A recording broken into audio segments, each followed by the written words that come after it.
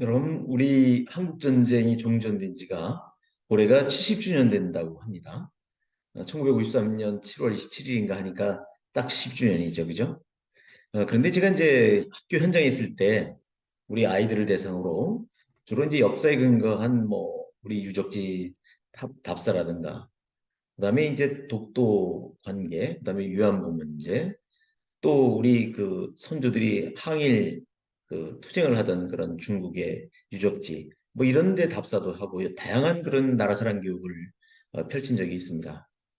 그런데 이제 요즘 이제 가만히 곰곰이 생각을 해보니까 사실은 그 우리 한국 전쟁이 세계 그 인류가 생겨나고 나서 치렀던 전쟁 중에서 굉장히 큰 그런 전쟁이었더라고요.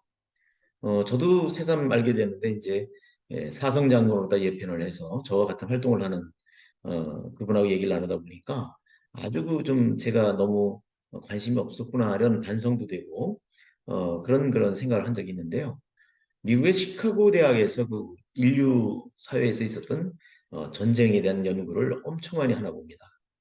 근데 거기서 이제 했을 때 물론 이제 제일 첫 번째가 이제 제일 큰 전쟁이 이제 제2차 세계대전이었고요. 그럼 우리 한국 전쟁은 어느 정도가 되느냐?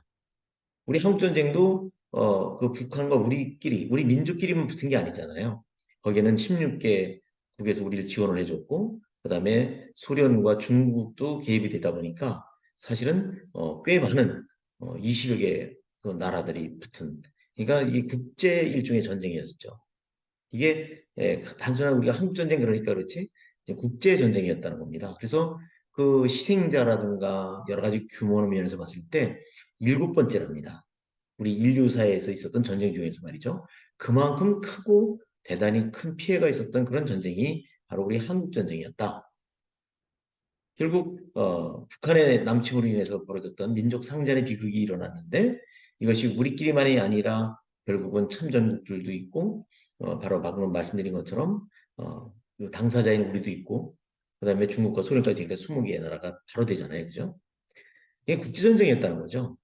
그런데 문제는 우리 일본 임진왜란은 뭐예요? 1592년에 있었던 임진왜란은 일본과의 거기에서는 어떻게 되죠? 몇 번째가 아니라 아주 흔적도 없답니다. 그럼에도 불구하고 우리는 역사를 제대로 공부해서는지 몰라도 그때 뭐 일본의 그 장군의 이름도 외우고 말이죠. 물론 우리 이순신 장군 아주 훌륭한 그런 승전도 있었죠. 그죠? 노량해전, 뭐 명량해전 다 우리 공부해서 알고 있지 않습니까? 또 난중일기도 많이 읽고 말이죠. 그런데 7대, 세계 7대 전쟁이라고 분류되는 이 6.25 전쟁에 대해서는 어느 누구도 거기에 대해서 관심을 갖거나 이런 게 없었던 거예요. 또 아이들에게 제대로 가르치지도 않고 있어요. 이것은 어찌 보면 큰 넌센스 아닌가.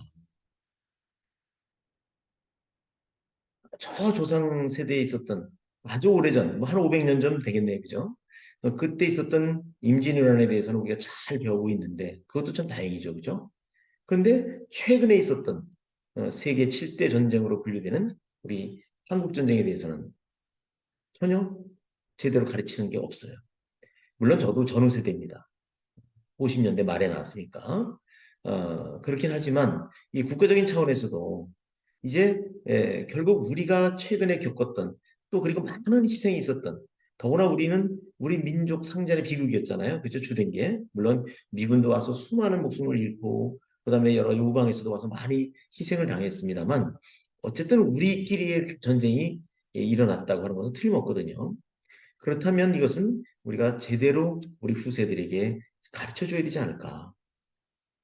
그래서 나라사랑 교육 차원에서도 그걸 해야 되겠고, 그래서 올해 정전 70주년이 된 데 있어서 여러 가지 전적지라든가 또는 이제 그 인근에 보면 그 순국하신 분들을 기리는 그런 기념비도 있고, 또 뭐 부산 같은 데 가면 유엔 묘지도 있고 말이죠.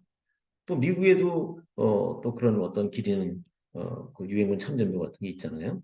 그래서 결국 다양한 형태의 그 행사가 좀 있어야 되지 않겠는가. 그래서 이 전쟁이 얼마나 비극이고 또 더구나 우리가 혼자 사는 게 아니었고 동맹국들 덕분에 같이 살아가고 그래서 우리도 그네들을 도와준다. 요즘도 지진 거기에 우리가 대단히 많은 역대 최고의 그 어떤 구호대를 보내고 있지 않습니까?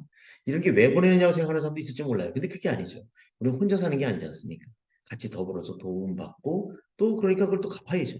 예, 그래서 결국은 우리 후세들에게 우리 최근에 겪었던 이 한국 전쟁의 비극에 대해서 또 그런 그 전적지라든가 이런 것을 직접 가보고 본인들이 느끼게끔 우리가 이런 교육을 좀 해줘야 되는 것이 바로 앞선 세대들의 몫이 아닌가 이런 생각을 합니다. 저 또한 전쟁을 직접 겪지는 않았으니까요. 이제 그런데 벌써 내일 모레 70을 바라보고 있지 않습니까? 그러면 결국 앞으로 우리 까마득한 진짜 우리의 미래를 책임질 이런 찬란한 태양과도 같은 이 젊은 세대들이 과연 어, 잘 버텨낼 수 있을까? 어, 우리의 현재를 잘 지켜내고 더욱더 발전시켜야 될 이 세대들이 그런 것을 알고 있어야 되고 우리는 엄연히 지금 분단인 국가잖아요. 휴전 상태지 않습니까? 그런데도 아무런 교육을 안 한다고는 뭐 아무런 교육이라고 안 한다는 것은 좀 어폐가 있겠습니다만 제가 볼 때는 전혀 없는 거나 마찬가지가 아닌가 이런 생각을 합니다. 그래서 학교 교육도 중요하지만 우리 여러 가지 사회 단체라든가 또 여러 가지 뭐 또 우리 군 관련 단체도 많이 있으니까 이런 안보 교육이라든가 이런 것도 다시금 해줘야 되지 않을까 이런 생각을 갑자기 갖게 되네요. 여러분들은 어떻게 생각하시는지 잘 모르겠습니다만 저는 분명한 것 하나는 지금 현재 시대에 맞는 그런 나라사랑 교육을 강하게 좀 시켜줘야 되지 않을까 그런 생각을 해봅니다.